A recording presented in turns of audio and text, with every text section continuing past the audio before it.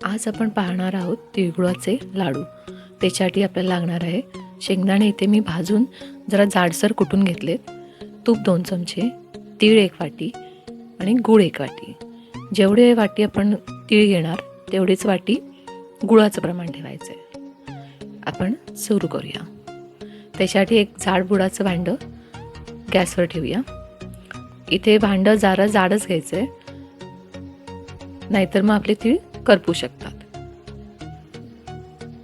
तीळ भाजून घ्यायचे चांगले. हे पॉलिश केलेले तीळ आहेत, त्याच्यामुळे ते तडतडणार नाहीत. जर गावठी तीळ असतील तर ते चांगले तडतडतात, जसे भाजतात तसे. मीडियम फ्लेमवरती आपल्याला तीळ भाजून घ्यायचे. हे अशा पद्धतीत गुलाबी रंगाचं भाजून घ्यायचे तीळ. तीळ आपले भाजून झालेले आहेत. याला आता आपण काढून ठेवू. त्याच कढईमध्ये 2 चमचे तूप आणि आपण जे 1 वाटी गूळ घेतला होता तो गूळ त्याच्यामध्ये घालायचा आहे आणि थोडा वितळून घ्यायचा आहे.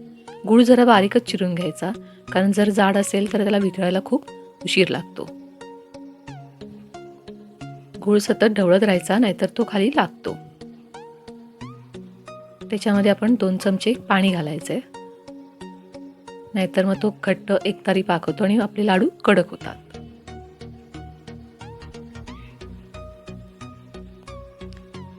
पाक सारखा ढवळत राहायचं आहे आपल्याला.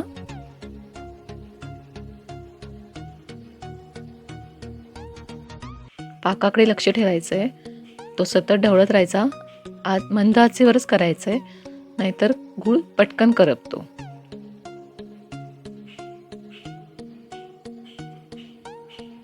गूळचा पाक तयार झालाय की नाही समजण्यासाठी आपल्याला एका डिशमध्ये पाणी घ्यायचं आहे. त्याच्याने 2 थेंब घालून बघायचं. हे असं जर जेलीसारखं राहिलं तर मग तो गूळचा पाक अजून तयार व्हायचा आहे, हे लक्षात घ्यायचं.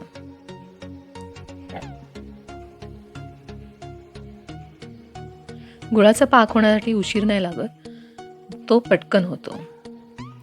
परत टाकून बघितलाय पाण्यात, तो जरा आता घट्ट झालाय. पाण्यात टाकलं की त्याला तडकन आवाज येतो की मग समजायचं आपलं पाक तयार आहे. ह्याच्यामध्ये वेलची पावडर घालून घेऊ.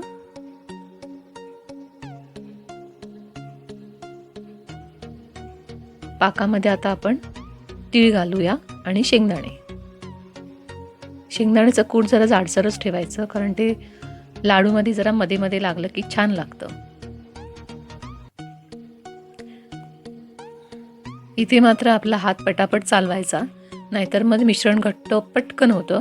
त्याच्यामुळे आपल्याला लाडू वळायला येत नाहीत. एका ताटात असे मिश्रण काढून घेऊन चमच्याने बाजूबाजूला करायचं, कारण ते खूप गरम असतं त्याच्यामुळे वळायला मिळत नाही. आणि नंतर मग असे लाडू वळून घ्यायचे. आपले लाडू तयार आहेत.